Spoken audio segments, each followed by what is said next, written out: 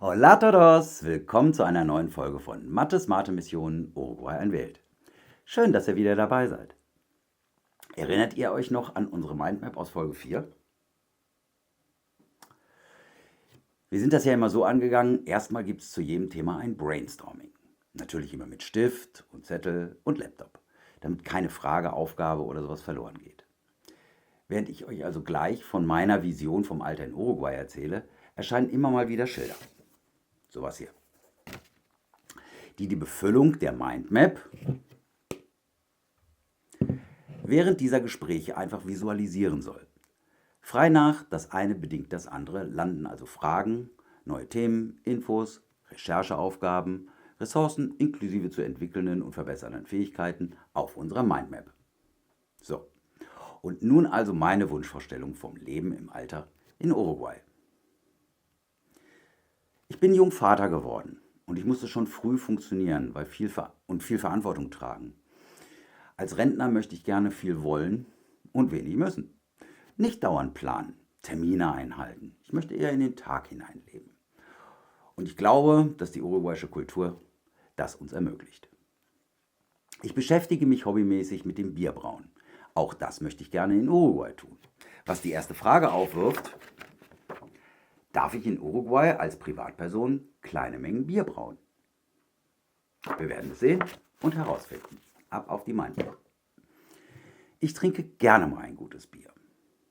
Was wiederum die nächste Frage hochwirft: Bekomme ich denn eigentlich die ganzen Rohstoffe zum Bierbrauen als Privatperson?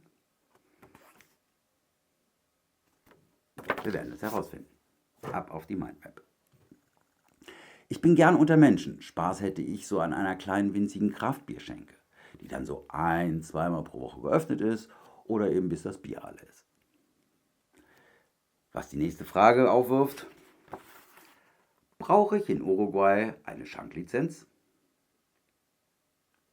Ich denke ja. Aber wir werden es herausfinden.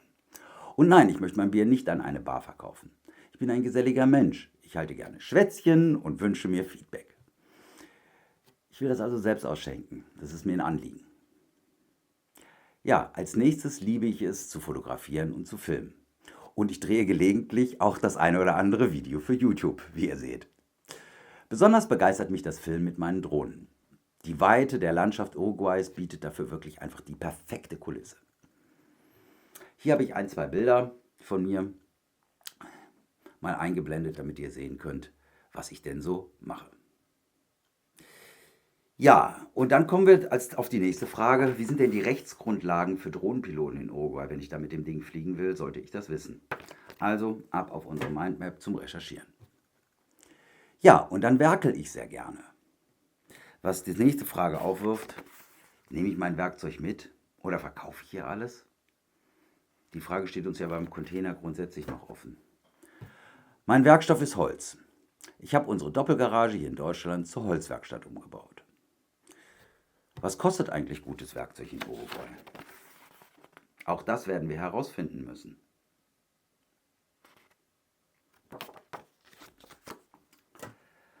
Neulich habe ich einen alten Balken von einem wurmstichigen Dachstuhl geschenkt bekommen. Daraus wurde dann das. Ich hätte gerne eine so große Werkhalle, wo noch 2 bis 3 andere Platz finden. Ohne gemeinsames Fachsimpeln macht es einfach nur halb so viel Spaß. Bis dahin hoffe ich, in einer sozialen Werkstattgemeinschaft irgendwo beitreten zu können. Das ist eigentlich schon alles. Ein bisschen grillen, ein bisschen chillen und schon bin ich glücklich. Ganz viele andere Dinge sind mir dafür einfach echt egal. Welche Farbe kommt auf die Wand? Welche Blumen wachsen im Garten? Wie fließen wir das Bad? Welcher Tisch fürs Wohnzimmer? Wo wird was hingestellt?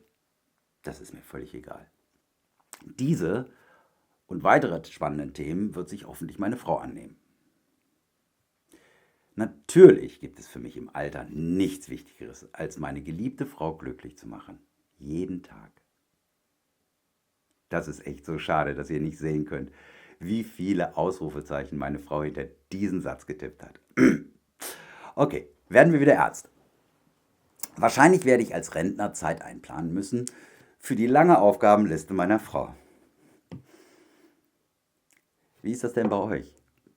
Die ihr schon Rentner seid, schreibt mir doch mal bitte, ob eure Frauen auch noch Aufgabenlisten für euch haben oder endet das mit der Verrentung? Schreibt es mir bitte einfach in die Kommentare. Ja, ich hoffe, ich konnte euch einen Einblick in die Entstehung dieses Teils unserer Mindmap geben und was aus heutiger Sicht meine Vorstellungen von einem Leben in Uruguay sein könnten. In der nächsten Folge stellt meine Frau ihre Version von unserem Leben in Uruguay im Alter vor. Habt ihr noch Gedanken oder Ideen zu unserer Mindmap? Schreibt es gerne unten in die Kommentare. Ja, und macht gerne weiter so. Begleitet uns. Unterstützt, kritisiert, verbessert uns. Und abonniert und liked uns, wenn euch unsere Videos gefallen. Vielen Dank. In der Kanalinfo findet ihr auch meinen Mailkontakt und den Link zu Instagram, um uns ganz persönlich zu schreiben. Wir würden uns freuen. Ja, und das war's auch schon wieder für heute. Hasta la próxima, wenn es wieder heißt Mattes Mate Mission.